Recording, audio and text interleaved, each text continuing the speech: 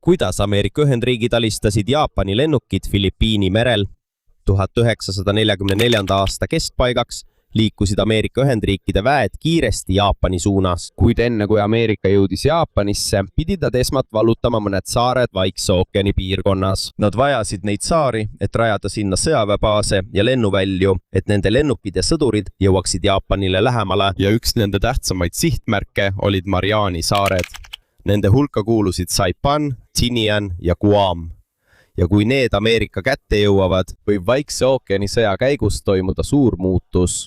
Enne Marianidele jõudmist liikusid Ameerika väed järjest edasi Kesk-Vaikse ookeani piirkonnas. Gilberti saartelt jõudsid nad Marshalli saartele. 1944. aasta veebruariks ja märtsiks Ameerika kontrollis juba olulisi kohti Marshalli saartel.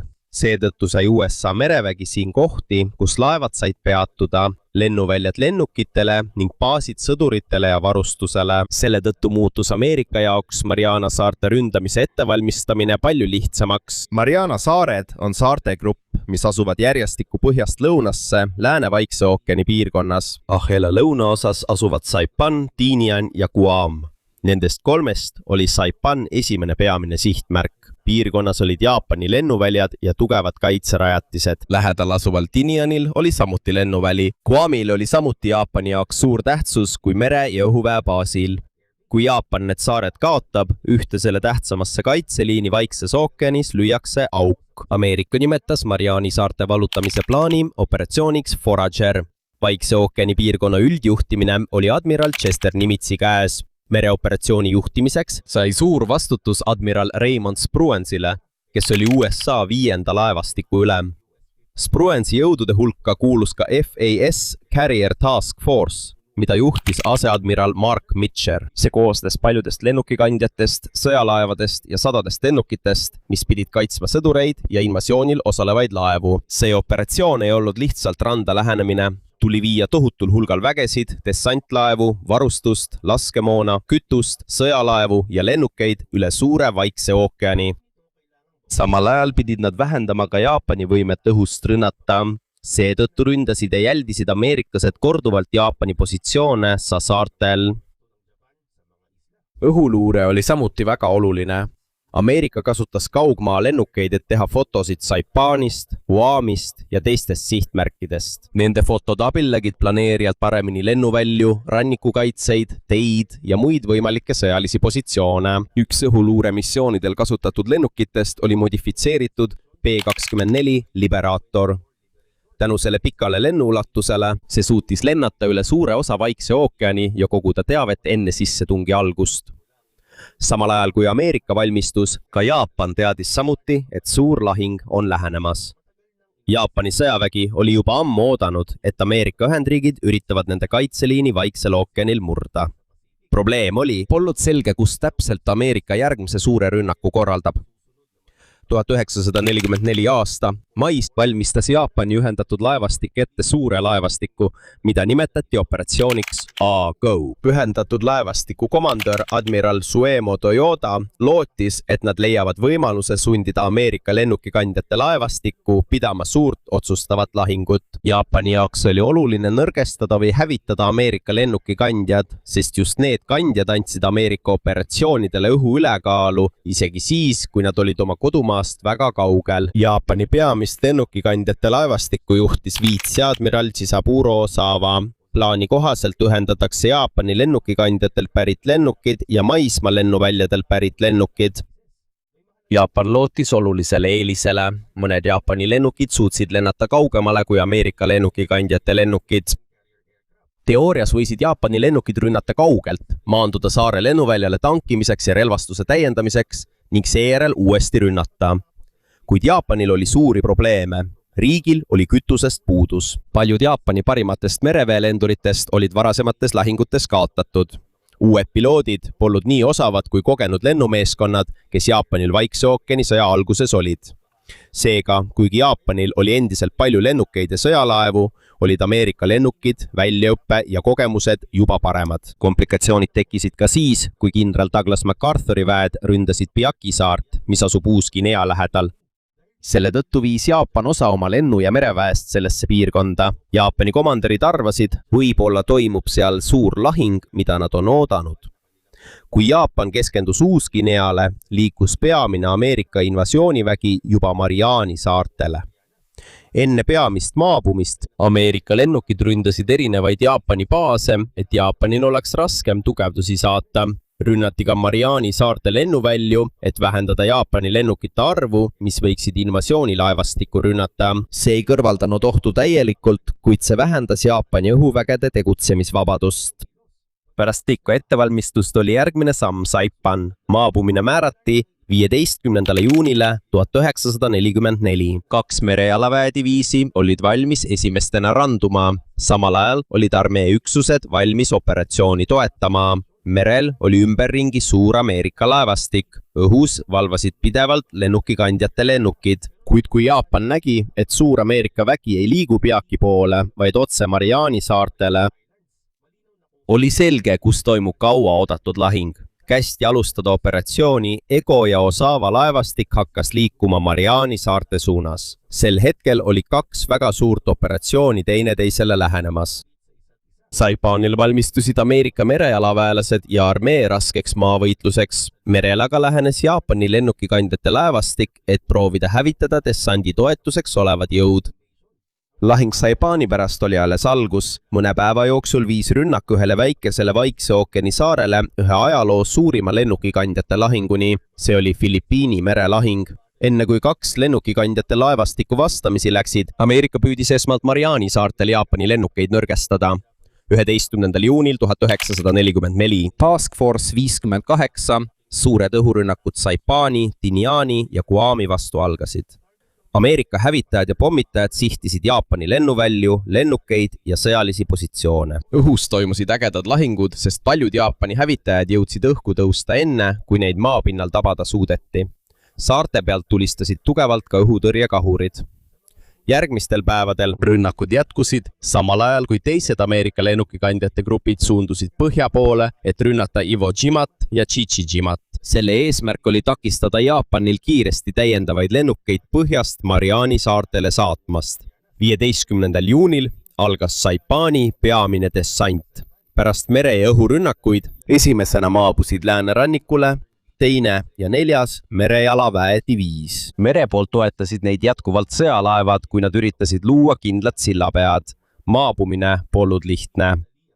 Jaapani kaitse oli valmis ja suur osa rannast oli nende suurtükkide ja teiste relvade tule all. Hiljem liitus lahinguga ka USA 27. diviis. Infantry Division ng US. Kui lahing maa peal algas, oli läänest lähenemas veelgi suurem oht. Kui Jaapani juhtkond kinnitas, et Mariani saared on tõeline Ameerika sihtmärk, anti lõpuks käsk liikuma viitseadmiral Kisaburo Osawa laevastikule. Tema mobiilne laevastik lahkus Tavi-Tavi piirkonnast Lõuna-Filipiinidel ja suundus Filipiini merele.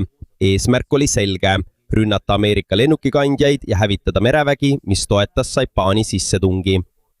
16. juuniks oli suur Jaapani vägi juba koondunud. Sellel oli 9 lennukikandjat koos võimsate lahingulaevade, ristlejate ja hävitajatega. Kaas oli ka 100 lennukikandjate lennukeid.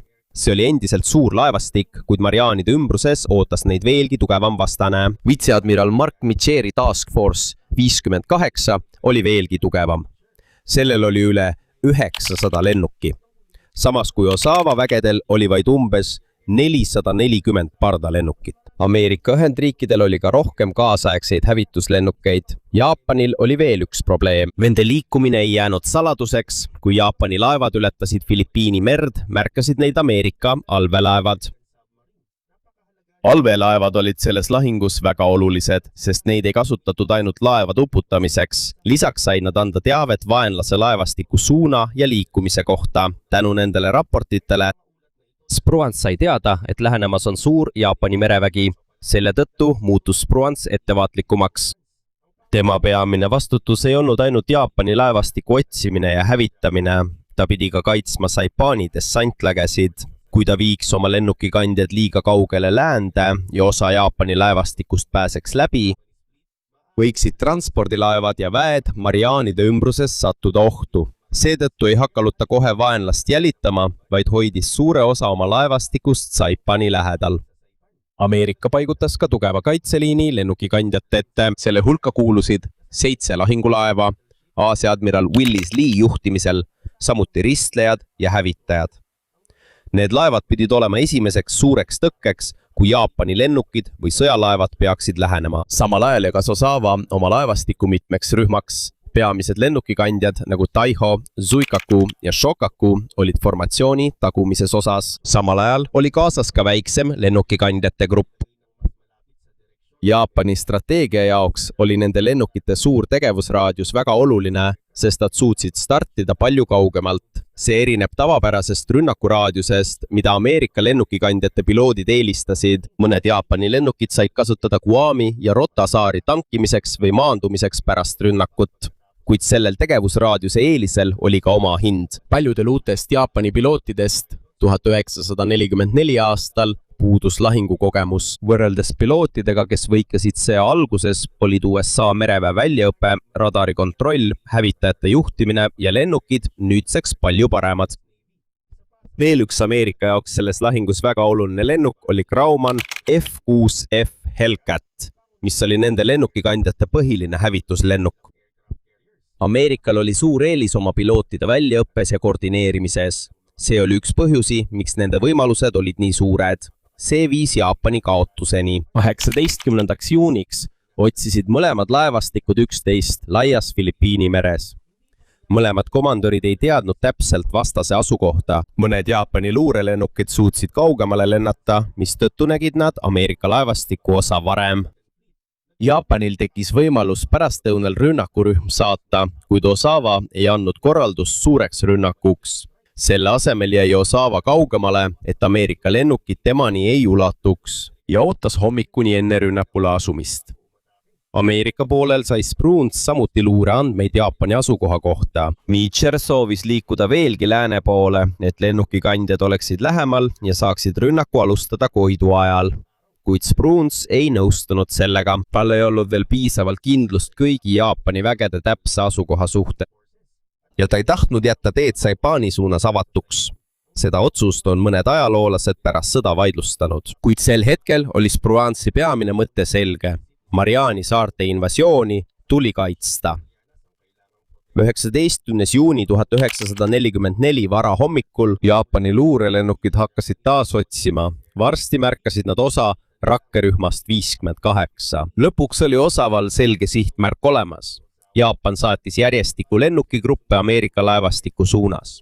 Nende hulgas olid ka hävitajad, sukeldupommitajad ja torpeedopommitajad. Jaapan lootis, et tänu oma pikemale lennuulatusele saavad nad ameeriklasi rünnata enne, kui Meacheri lennukikandjate lennukid suudavad vastata. Kuid Ameerika oli valmis. Suurt abi pakkus laevade radar.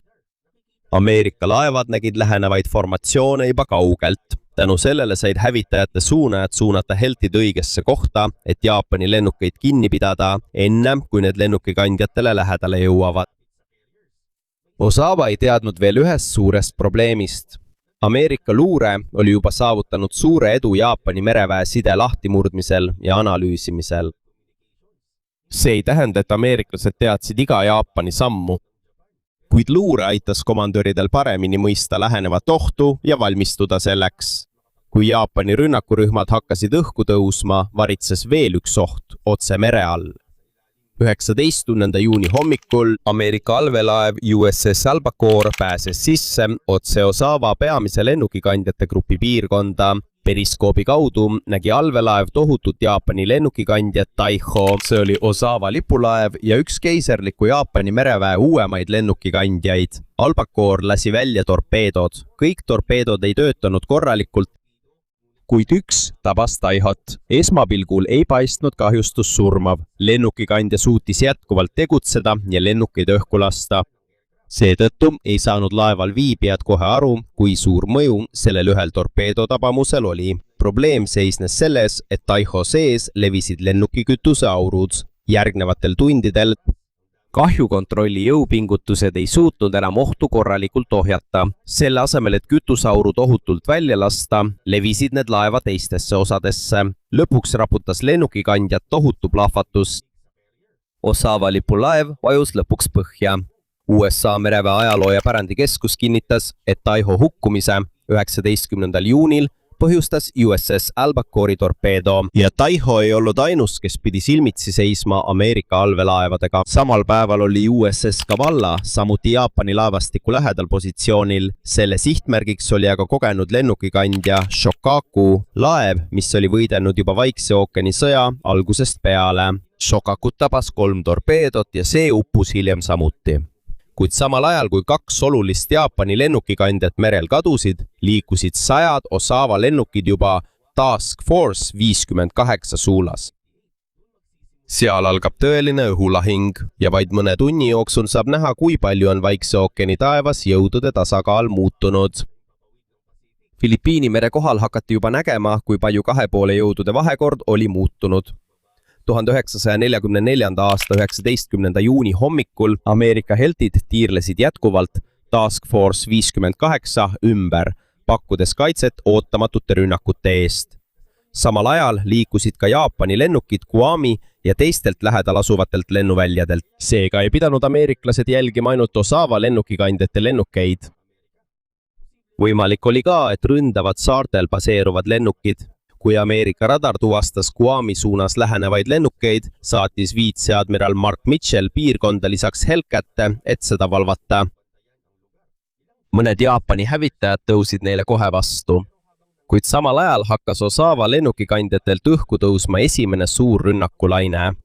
Hommikul saatis Jaapan välja esimese hävitajate grupi hävituspommitajad ja torpeedopommitajad. Nad olid alles veidi üle 100 miili kaugusel, kui Ameerika radar nad juba avastas. See eelis oli väga oluline. Selle asemel, et Task Force 58 oleks üllatunud, Ameerika komanderidel oli piisavalt aega, et kutsuda mõned hävitajad Guamist tagasi ja saata need lähenevate Jaapani üksuste vastu. Selle lahing peamine Ameerika hävitaja oli F-6F Hellcat. Sellel oli võimas mootor, tugev kere ja see oli relvastatud 650 kaliibrilise kuulipildujaga. See polnud aeglaste ja järskude pööretega nii väle kui Jaapani Zero. Seetõttu kasutasid paljud Ameerika piloodid teistsugust võitlusviisi. Selle asemel, et jääda pikaks pöörlevaks õhulahinguks, kasutasid nad kiirust, kõrgust ja Hellcati jõudu, et rünnata, eemalduda ja siis järgmisel võimalusel tagasi tulla. Kuid Ameerika eeliseks polnud ainult lennukid. Kogu Task Force 58 kaitsesüsteem oli palju organiseeritum. Radar märkas esimesena lähenevat vaenlast. Seejärel juhendasid laevadelt pärit hävitajate suunajad heltid õigele suunale ja kõrgusele. Kui mõni Jaapani lennuk suutis hävitajatest mööda pääseda, siis pidi see veel silmitsi seisma hävitajate, ristlejate, lahingulaevade ja lennukikandjate õhutõrjekahuritega. Just see juhtuski esimeses suures Jaapani rünnakus. Kui formatsioon lähenes, Hellcat võtsid selle vastu juba enne, kui see pealaevastikuni jõudis. Paljud Jaapani lennukite grupid lagunesid laiali, kui Ameerika hävitajad neid ükshaaval jälitasid. Mõned pääsesid esimesest kaitsest läbi, kuid lahingulaevade ja lennukikandjate ümber ootas ees veel üks kaitseliin. Ainult mõned Jaapani pommitajad pääsesid piisavalt lähedale, et pomme heita. Lahingulaev USS South Dakota sai tabamuse, kuid kahjustused ei takistanud laevalahingus jätkamast. Kokkuvõttes oli esimese rünnaku mõju väga väike võrreldes Jaapani kaotatud lennukite arvuga. Osawa ei andnud siiski alla. Järgnes veelgi suurem teine laine. Saadetud oli üle 100 Jaapani lennuki. Need suundusid Task Force 58 poole. Kuid enne kui nad kohale jõudsid, tekkisid juba probleemid. Mõned lennukid pöördusid tagasi mehaaniliste probleemide tõttu ja mõned said kahjustada enne sihtmärgini jõudmist. Kui Ameerika radar märkas ülejäänud formatsiooni, heltid saadeti taas välja. Seekord näks Jaapani ründajatel veelgi halvemini. Paljud tulistati alla juba laevast kaugemal olles. Need, kes suutsid edasi lennata, kohtusid laevadelt tuleva tiheda õhutõrjetulega. Mõned Jaapani sööstpommitajad jõudsid kandurite USS Wasp ja USS Bunker Hill lähedale. Tekkinud oli väiksemaid kahjustusi ja kaotusi, kuid ükski Ameerika lennukikandja ei uppunud. Mujal laevastikus üritasid mõned torpeedopommitajad samuti läheneda, kuid nad ei suutnud peaaegu mingit tõsist kahju tekitada. Jaapani poolel olid aga kaotused väga suured. Ainuüksi teises laines ei suutnud enamik saadetud lennukeid enam tagasi pöörduda. See oli probleem, mis oli isegi suurem kui lennukite enda kaotus. Iga alla kukkuv lennuk võib tähendada ka piloodi ja meeskonna kaotust, keda on raske asendada. sõja selles etapis oli see üks Jaapani mereväe lennuväe suurimaid nõrkusi. Osawa saatis siiski välja ka 3. laine, kuid seekord tekkisid neil navigeerimis- ja sideprobleemid. Valeinfo tõttu Ameerika asukoha kohta sattus suur osa formatsioonist valesse kohta. Paljud pöördusid tagasi, ilma et oleksid oma sihtmärki näinudki. Need vähesed, kes jõudsid Ameerika suunas, kohtusid taas Hellcatidega ega suutnud suurt kahju tekitada. Ka 4. lainega ei läinud asjad hästi. Mõned Jaapani lennukid suundusid Guami poole, kui nad ei suutnud leida Ameerika pealaevastikku. Paljudel neist oli kütus otsakorral ja nad otsisid lihtsalt kohta, kuhu maanduda. Kuid ka Ameerika jälgis Guami. Kui Jaapani lennukid jõudsid lennuvälja lähedale, võtsid neid vastu Ameerika Helltaitulo. Paljud lasti alla, kui nad ootasid maandumist või tiirlesid saare ümber. Ameeriklaste rünnakud lennuväljade vastu jätkusid samuti, et takistada Jaapani maismaal baseeruvate lennukite tugevat osalemist peamises lahingus. 1 päeva jooksul saatis Osawa 4 suurt lennukikandjate rünnakut Task Force 58 vastu, kuid need ei põhjustanud Ameerika laevastikule peaaegu mingit pesist kahju. Samal ajal kaotasid jaapanlased õhus sadu lennukeid. USA mereväe ajaloo- ja pärandiosakonna hinnangul hävitati kogu Filipiinide merelahingu jooksul üle 300 Jaapani pardalennuki. Lisaks suurele hulgale lennukitele, mis kaotati Guamil. Siit pärineb ka nimi, mis pärast lahingut kuulsaks sai. Suur Marianide kalkunijaht. Seda kasutasid Ameerika lendurid, et kirjeldada, kui suur oli nende ülekaal õhulahingus 19. juunil. Kuid selle kuulsa nime taga on tõsine põhjus, miks Jaapani kaotus nii suur oli. See polnud ainult Hellcati ja Zero vastasseis. Oma osa mängisid ameeriklaste parempilootide väljaõppe, radar, hävitajate juhtimine ja side, lennukite jõudlus ja tugev õhutõrje. Teisel pool olid paljud Jaapani piloodid kogenematud ega suutnud võistelda kogenud veteranlenduritega, kes olid sõja varasematel aastatel kaotatud. Nii et isegi kui Osawa saatis välja palju lennukeid, oli neil raske läbida kaitsesüsteemi, mis oli palju arenenum ja organiseeritum. 19. juuni pärastlõunaks oli Jaapani suur õhurünnak juba lõppenud.